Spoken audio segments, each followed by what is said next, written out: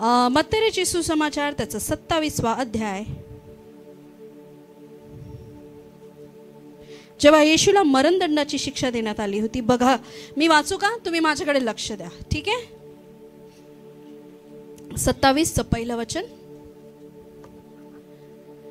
प्रातकाळ झाल्यावर सर्व मुख्य याजक व लोकांचे वडील ह्यांनी येशूला जीवे मारण्यासाठी त्याच्या विरुद्ध मसलत केली आणि त्यांनी त्याला बांधून नेऊन सुभेदार पिलात याच्या स्वाधीन केले. पुढे, तेव्हा तो शिक्षेस पात्र ठरण्यात आला आहे असे पाहून त्याला धरून नेणारा यहुदा म्हणा पस्तावला.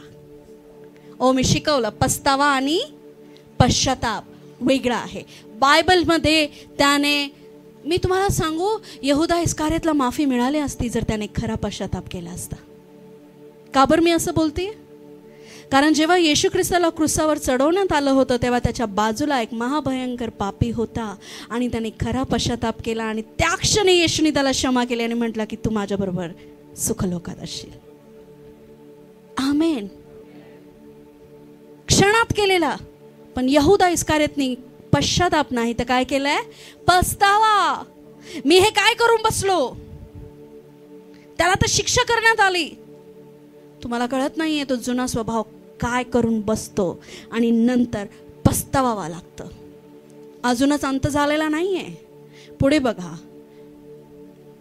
आणि 30 रुपये मुख्य याजक व वडील यांच्याकडे परत आणून म्हणाला, मी निर्दोष जीवाला धरून देऊन पाप केले आहे. ते म्हणाले, त्याचे आम्हाला काय, आता तुझं तू पाहून घे. पुढे, मग त्याने ते रुपये मंदिरात फेकून दिले व जाऊन गळफास घेतला.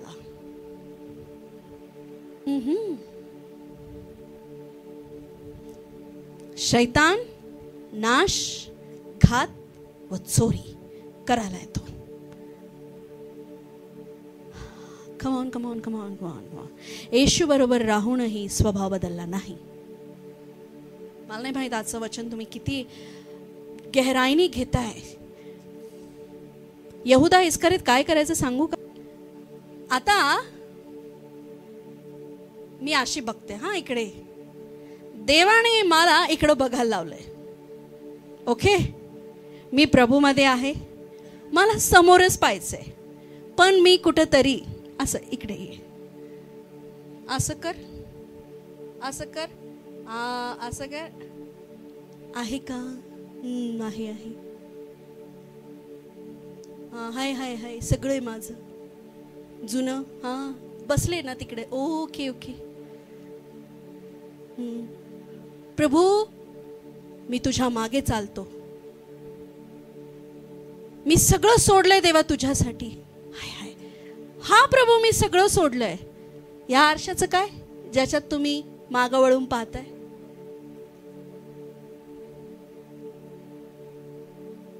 तुम्हाला वाटतं तुम्ही पुढे चालले, पण तो आरसा पण तो पुढे चाललाय. ह्याच्यात समाधानी आहे तुम्ही. यहुदा इस्कारियोत येशू बरोबर होता, पण जुना स्वभाव त्याच्यात होता. तो अजूनही बघू शकत होता.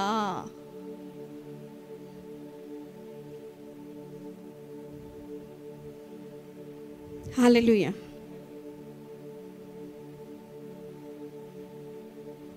काय पुढे चालले? काही लोक बिना आरशाचे चालले, काही लोक एवढे स्मार्ट आहेत, दोन्ही बाजूनी आरशे लावले, मुख पुढे डोळे इकडे.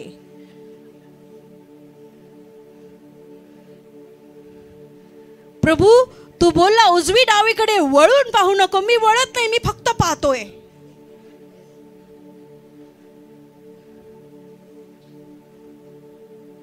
हालेलुया. यहुदा इस्कारियोत येशू बरोबर होता, पण हा आरसा कॅरी करून जात होता. मी माझं घर पण बांधतो, थोडासा पैसा घेतो, माझ्या बायकोला देतो, जाय आज पैठणी घेऊन ये. मी करतो थोडं थोडं पाप, जुनं काहीतरी. पास्टर उतना नहीं कर रहे, थोडा कर रहे. तो थोडंच तुला गळफास घ्यायला लावू शकतो. हालेलुया. नको ते तुझ्या मोबाईल मध्ये असणारे कॉन्टॅक्ट जे तुला पापात पाडताय. नीतिसूत्र 14:14 मध्ये असं लिहिलंय, लिहून घ्या फक्त.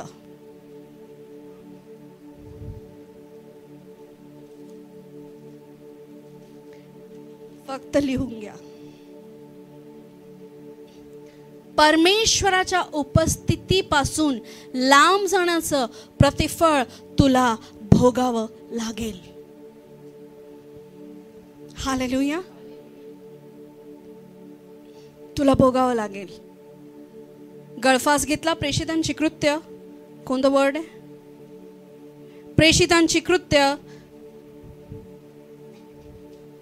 1:18 काढूया. त्याने आपल्या दुष्टाईच्या मजुरीने शेत विकत घेतले. तो पालथा पडल्याने त्याचे पोट मध्येच फुटले व त्याची सर्व आतडी बाहेर आली. पुढे,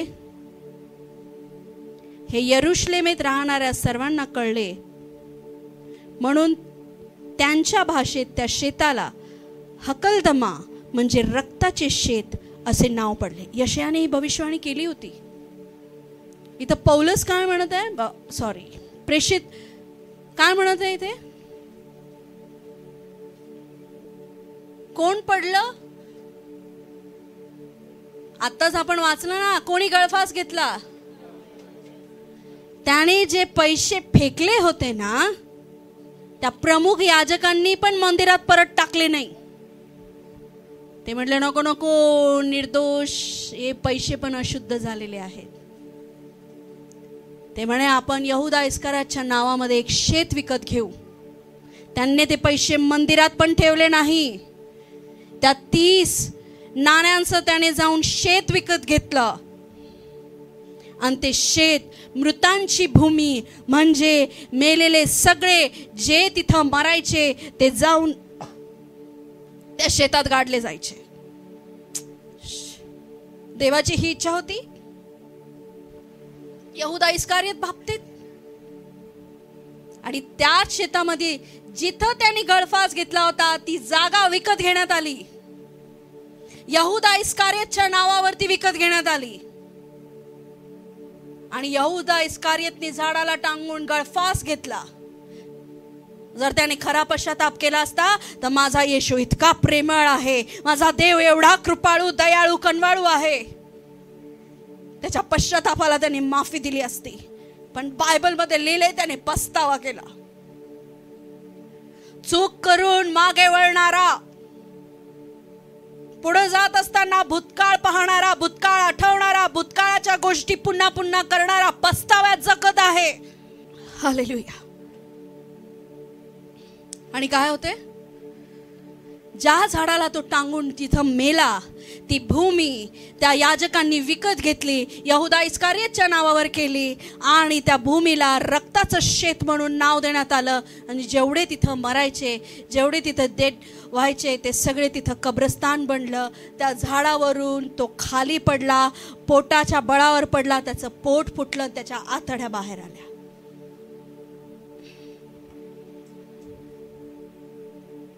हालेलुया. लोटच्या बायकोची फक्त एवढंच बघितलं तिने, तिचा मिठाचा खांब झाला. यहुदा इस्करियोतने जुना स्वभाव सोडला नाही, त्याचा अंत एवढा वाईट झाला. मागे वळून पाहू नका, हेच आज माझं शिकवण आहे. मागच्या चुका करू नका. एक बार हो गई, बस बंद कर दो. मागं वळून पाहू नका. भूतकाळात झालेल्या गोष्टी आठवू नका. हालेलुया.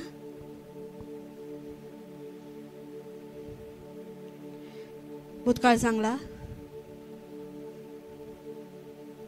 आमेन. हालेलुया. Thank you master. फिलिप 3:13 आणि आपण संपवूया. फिलिपिकरास पत्र 3:13. हालेलुया. काय आहे?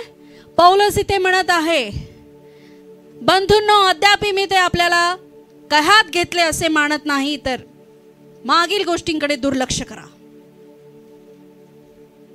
दुर्लक्ष म्हणजे काय? दुर्लक्ष म्हणजे होत असल्या तरी त्या बघत बसू नका. त्या ऍक्टिव्ह आहेत, त्या त्रासदायक आहे. मागं वळून पाहू नका. काय सुटलंय तुमचं? मागं वळून पाहू नका. प्रभूनी जे करायला लावलं तेच करा. हालेलुया. कोणी मागे तुम्हाला धोका दिलाय, त्रास दिलाय, पुन्हा पुन्हा बोलत बसू नका. दुर्लक्ष करा आणि पुढे जा.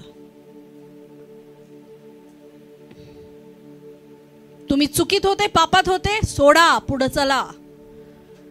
एकाने मागं वळून पाहिला आणि एकाने बरोबर असून पण चुकतच गेला, चुकतच गेला, चुकतच गेला. रोज देवाच्या कृपेला त्यांनी तुच्छ लेखलं. पौलुस इथे सांगत आहे, डोंट लुक बॅक, फोकस ठेव, पुढे चाल. आमेन. कधी कधी काही गोष्टी तुमचं हृदय तोडतात पण तुम्हाला फोकस करतात. हालेलुया. काही गोष्टी तुमचं हृदय तोडून टाकता पण तुम्हाला विजन मध्ये जगायला शिकवता. हालेलुया. Amazing love fellowship. मागील गोष्टींकडे दुर्लक्ष करा आणि पुढे लक्ष लावा. हालेलुया. हालेलुया. मी तुम्हाला 2 ग्रेट एक्झाम्पल दिले मागे वळण्याचे काय फायदे आहेत, जे आपल्या काही कामाचे. काही फायदे आपल्या काही कामाचे. हालेलुया. हे आशीर्वाद, मागे वळून बघण्याचे आशीर्वाद आपल्याला नको बाबा. हालेलुया. हालेलुया. प्रभू जर आज मला कशाची शिस्त लावत असेल, प्रभू मी तयार आहे. तुम्हाला तोडत असला तरी मी तयार आहे, कारण तुम्हाला फोकस देत आहे, तुम्हाला विजन देत आहे. आमेन. हालेलुया. म्हणा, मागे वळून पाहू नका. शेजारच्याला म्हणा, बायको असेल तर बायकोला म्हणा, मित्र असेल तर मित्राला म्हणा, पती असेल तर पतीला म्हणा. हालेलुया. Don't look back. मागच्या चुकाही आठवू नका, मागे काय सोडलंय ते आठवू नका, मागचे नातेवाईकही आठवू नका, मागच्या काहीच आठवू नका. मागचा भूतकाळ तो गोरा असो काळा असो, हालेलुया, छोड दो सब. पौलाने आपल्याला खूप छान शिकवलंय. मागं वळून पाहू नको, मागच्या गोष्टीकडे दुर्लक्ष कर आणि पुढं चालत जा. का बरं माहितीये? कारण ख्रिस्ताने तुझ्यासाठी पारितोषिक ठेवलं आहे. ते तुम्हाला पाहिजे का नाही? हालेलुया. ते तुम्हाला पाहिजे का नाही? आमेन. God bless you. God bless you. आपल्या जागेवर आपण उभे राहूया.